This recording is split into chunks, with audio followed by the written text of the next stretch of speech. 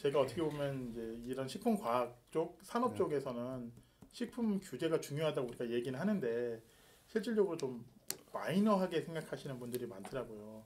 근데 실질적으로 아무리 좋은 제품을 개발해도 법률적으로 그거를 규제를 해결하지 못하면 사실은 아무 문제가 없고 실질적으로 게임의 룰을 알아야지.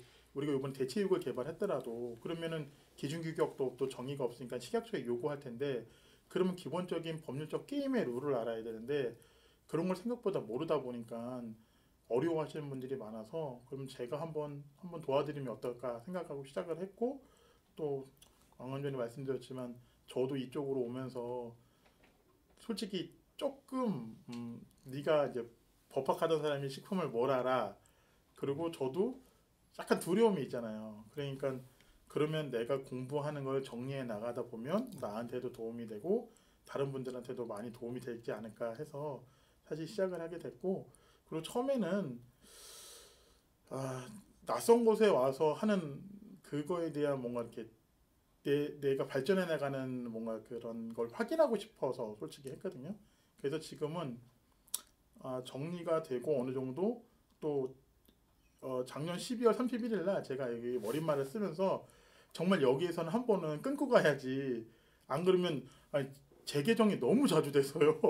계속 개정판만 만들다 끝나게 되더라고요. 그래서 올해까지 해서 오늘 마무리 짓고 책을 이제 한번 접고 가야 되겠다 생각하고 마무리 지었습니다. 배포는 사실은 출판사에도 부탁을 드리려고 생각을 했었는데 책값이 너무 인쇄비가 너무 많이 들고 처음에 좀 점점 또 제가 공공기관에 있다 보니까 청탁으로 느껴질 수도 있을 것 같아서 그거보다는 그냥 POD 출판사에 독립출판사에 그리고 여기는 어떻게 보면 소설이나 이런 것처럼 누구나 읽는 책은 아니잖아요. 그러니까 그렇죠.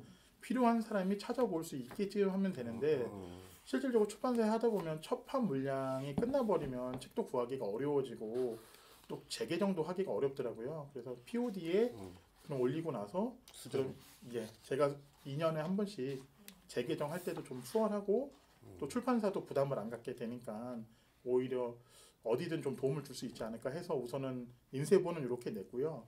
그 다음에 학교 도서관이나 이제 이북 요즘 많이 보시잖아요. 밀리의 서재나 거기에도 그냥 다 볼 수 있게 제가 다 공개했어요. 온라인 이북으로도. 근데 그게 이제 전체 공개되는데 한 두세 달 걸린다고 하더라고요. 그런데 그러면 대학 도서관에서 책을 안 사도 학생들이 그냥 랩탑이나 아니면 뭐 그런 전자기기 가지고서도 책 다운 받아서 학교 도서관 들어가면 다운 받아서 이거 할 수 있게 돼 있으니까 저는 많은 분들이 그래도 제가 부족한 책이지만 많이 공부하셔서 식품업계 전반에 식품 규제 전반에 발전하는 계기가 됐으면 좋겠습니다. 솔직히 말씀드리면 현실적으로는 변호사나 업계에 계신 분들이 당장 쓰일 거고요. 실질적으로 장기적으로 보면 학생들한테 교재를 쓰인다고 하면 한 4년만 지나도 업체에 들어가는 사람들의 수준이 완전 달라질 겁니다. 네. 지금은 사실은 학교에서 식품위생법이라고 해서 사실 식품위생법을 알아야지 뭐 건기법이든 수식품법이든 기본적으로 다 이해할 수가 있잖아요. 근데 사실은 그거 이해하고 가는 사람이 거의 없거든요. 그러면 당장 업체에 가서 제품을 개발하던 아니면 내가 마케팅을 담당하던 판매를 담당하던 아니면 뭐 물동량을 관리하던 사실은 기본적인 식품위생법을 알고 업무를 하는 거와 모르고 업무하는 거는 엄청 큰 차이거든요. 그래서 그런 면에 있어서는 뭐 실질적으로 이해도가 높아지니까 훨씬 효율적이 되지 않을까 싶습니다. 장기적으로는.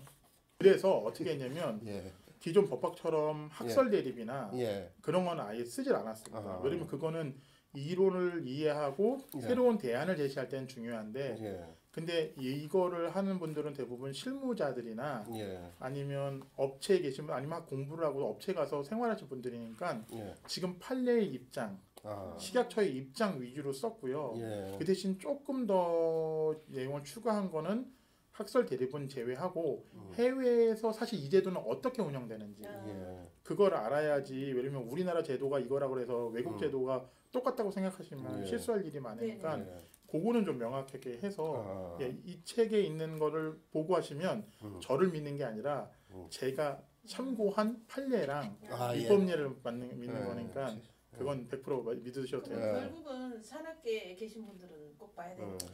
그렇죠. 사실 네. 이게 제가 이런 얘기하면 조금 어쩔 줄 몰라도 변호사분들을 찾아가기 전에 그렇죠. 이 그러면 책을 쉽지. 한번 보고 그러면 찾아가시면 일이 확 줄어들지. 웬만한 변호사분들보다 더 많이 아실 수 있어요. 왜냐면 지금도 사실 법대에서 식분법을 가르치는 것도 아니고 네. 실질적으로 식분법을 전문으로 해서 처음부터 공부하고 계신 분이 여러 분 계시긴 하지만 많지는 않기 때문에 그러면 실질적으로 그런 변호사분들도 본인이 사건을 수행하면서 아니면 따로 공부하면서 얻은 지식이기 때문에 한계가 좀 있거든요. 네. 근데 처음부터 A부터 Z까지 정리한 책이 있다고 하면 그분들도 참고할 거고 예. 그래서 업체분들도 웬만한 변호사 한 분 고용한 것보다 더 좋은 효과를 낼 수 있을 거라고 생각합니다.